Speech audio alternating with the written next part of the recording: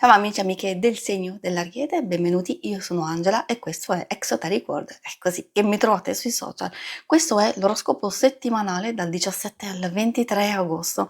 Prima di iniziare vi ricordo che è una stesa generica, prendete solo ciò che vi risuona di più, se volete potete integrarla col vostro ascendente. In descrizione trovate le recensioni dei mazzi usati, i link per acquistarli, i link alle playlist per conoscere il significato delle carte della Sibilla Lenormand e della Sibilla italiana. Vi invito a iscrivervi e abbonarvi al mio canale per sostenere il mio lavoro. Vi ringrazio moltissimo se lo farete o lo avete già fatto. E adesso partiamo con la lettura, andiamo a vedere come andrà la nostra settimana, prima di tutto con le energie generali e poi i segni zodiacali da attenzionare, l'amore, il lavoro e le finanze. L'energia principale con questo sole ci dice che è un buon inizio effettivamente, perché parlando di apertura, di positività, eventi felici, un qualcosa che vi mette di buon umore perché magari ci sono delle soluzioni in arrivo. È comunque una carta di crescita e di evoluzione.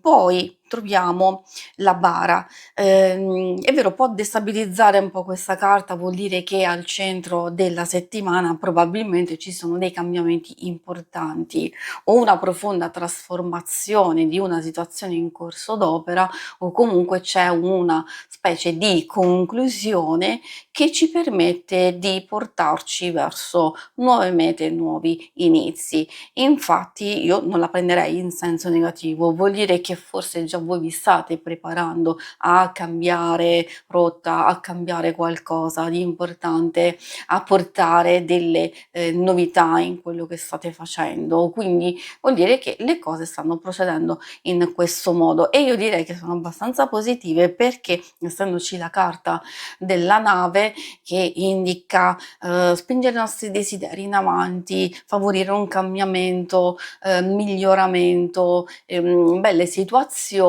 anche per chi sta pensando di viaggiare. Poi può essere partenze, ritorni o anche prepararsi di nuovo a una ripartenza più in avanti, insomma in futuro. I segni zodiacali da attenzionare sono principalmente quelli di fuoco e abbiamo Ariete, Leone e Sagittario, anche un po' quelli di acqua, Cancro, Scorpione e Pesci. E adesso procediamo con l'ambito amore. Ambito amore, coppia single e relazioni più importanti di amicizia e famiglia.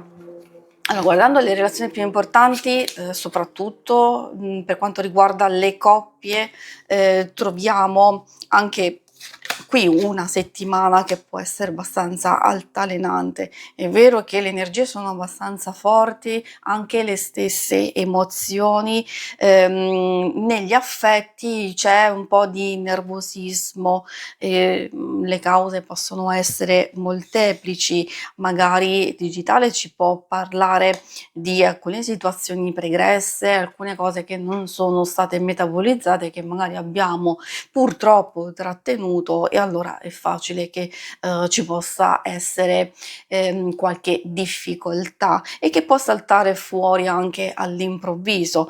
Quindi magari cerchiamo di riportare equilibrio, di capire se è il caso, secondo me, dall'energia principale di guarire definitivamente questa cosa, effettuare un passaggio e lasciar andare alcune cose oppure mettersi nelle condizioni di andarle a sistemare una volta per tutte, perché se tratteniamo, se alcune cose poi non cerchiamo di risolverle, continueranno poi a ripresentarsi e diciamo purtroppo ogni volta può essere peggio. Magari una discussione, magari un qualcosa non è mai fine a se stessa, c'è un innesco assolutamente, però se andiamo a vedere ci sono tante situazioni pregresse che si sono andate ad accumulare. Questo, come dicevo, per le coppie non è una cosa negativa, vuol dire che abbiamo finalmente la possibilità di procedere nel verso giusto, nel miglior modo possibile, però dobbiamo essere pronti a lasciare andare, a non trattenere delle emozioni, dei sentimenti che possono essere negativi. E vale anche per le relazioni più importanti di amicizia e famiglia. Per i single, queste carte vogliono dire che c'è una novità che può essere molto interessante. Bisogna capire se effettivamente fa il caso vostro, perché la carta Bucaneve parla di tutte quelle situazioni di segnali di interesse, una nuova speranza, può esserci un approccio, a volte anche un primo appuntamento o incominciare a sentirsi, quindi aver comunicazioni. Quindi è vero, potrebbe esserci una persona interessante, si possono iniziare dei piccoli passi, ovviamente c'è una fase di indecisione e di ansia, dipende effettivamente perché le situazioni all'inizio sono sempre un po' particolari perché non si ha paura di ripetere vecchie situazioni oppure ci sono tante cose da valutare e quindi questo potrebbe essere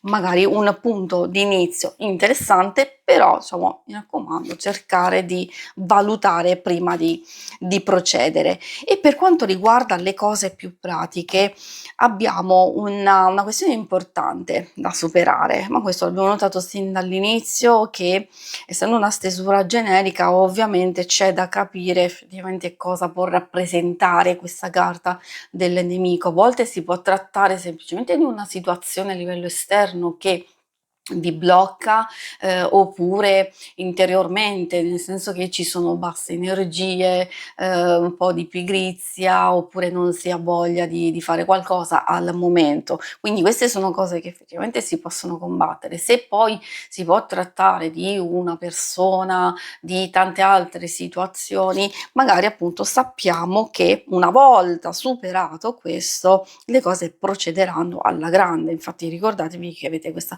bellissima energia proprio di avanzamento, di nuovo inizio, possibilità di esplorare anche idee che volete mettere in moto. Può aiutarvi una persona nello specifico? Assolutamente sì, questo gran signore può riferirsi a una figura protettiva, a una figura molto saggia o anche abbastanza presente, vi può guidare, vi può consigliare.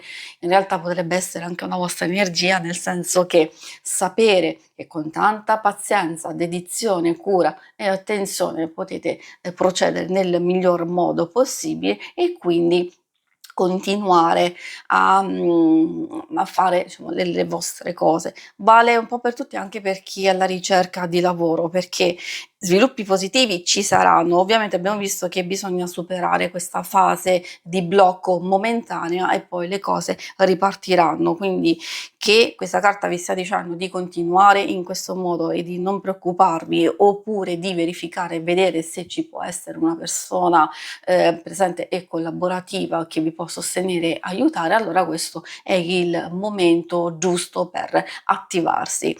Si conclude qui la lettura, vi ringrazio per avermi seguita. Se volete in alto a destra trovate il logo per iscrivervi al canale, mentre in basso trovate le schermate per vedere il vostro oroscopo mensile e lunare quindicinale. Alla prossima, vi auguro una buona settimana. Ciao!